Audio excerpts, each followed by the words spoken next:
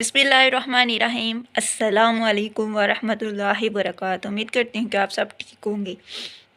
आज मैं आपके साथ हज़रत अली शेर खुदा मौला अली की फ़जीलत के बारे में कुछ हदीस शेयर करने लगी हूँ कि मैंने कुछ दिन पहले अपनी वीडियो में एक ऐसी हदीस शेयर की थी कि आप सल्लल्लाहु अलैहि वसल्लम ने फ़रमाया कि अपने बच्चों की तरबियत 3 चीज़ों पर किया करो। सबसे पहले कौन सी चीज़ आती है कि आप सल्लल्लाहु अलैहि वसल्लम की मोहब्बत अपने बच्चों के दिलों में डालनी। दूसरी चीज़ आप सल्लल्लाहु अलैहि वसल्लम ने फरमाई अहले बैत की मोहब्बत। अहले बैत से मुराद क्या है कि नबी करीम सल्लल्लाहु अलैहि वसल्लम का घराना, उनकी मोहब्बत उनके दिलों में डालना। तीसरी चीज़ कि कुरान पाक की मोहब्बत उनके दिलों में डालना, कुरान पाक की समझ उनके दिलों में डालना, कुरान पाक को पढ़ना, उनको सिखाना। ये 3 चीज़ों की बिना पर अपने बच्चों की तरबियत करना। देखिए, हम नबी करीम सल्लल्लाहु अलैहि वसल्लम की सीरत के बारे में तो बच्चों को बताते हैं।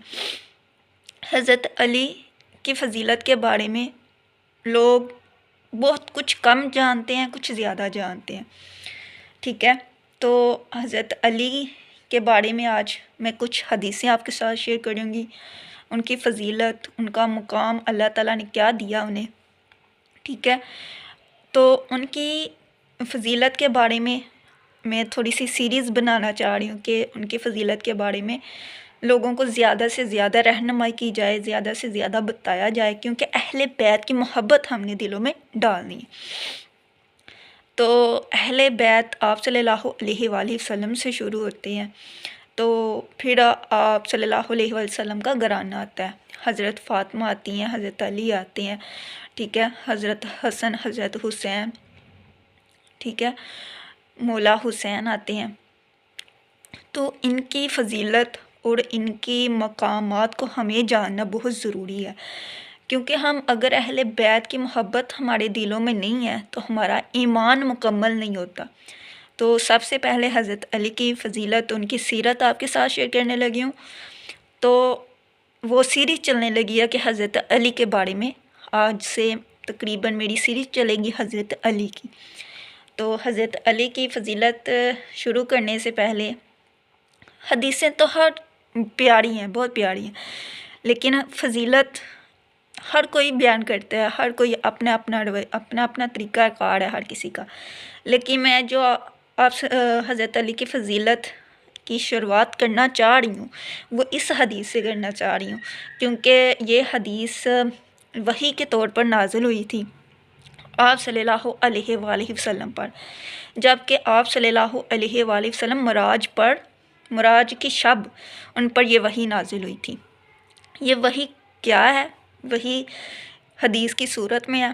ठीक है, रसूल सल्लल्लाहु अलैहि वसल्लम ने फरमाया, मराज की शब वही के ज़रिए मुझे अल्लाह ताला ने हज़रत अली रज़ियल्लाहु ताला अन्हा की 3 सिफ़ात की ख़बर दी।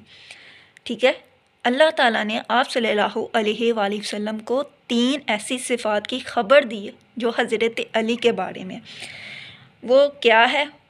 पहली जो फ़जीलत 3 बताई थी उनमें से पहली फ़जीलत ये है कि वो तमाम मोमिनों के सरदार हैं। तमाम मोमिनों के से मुराद कि जिसके दिल में हज़रत अली की मोहब्बत हो वो उनके सरदार हैं।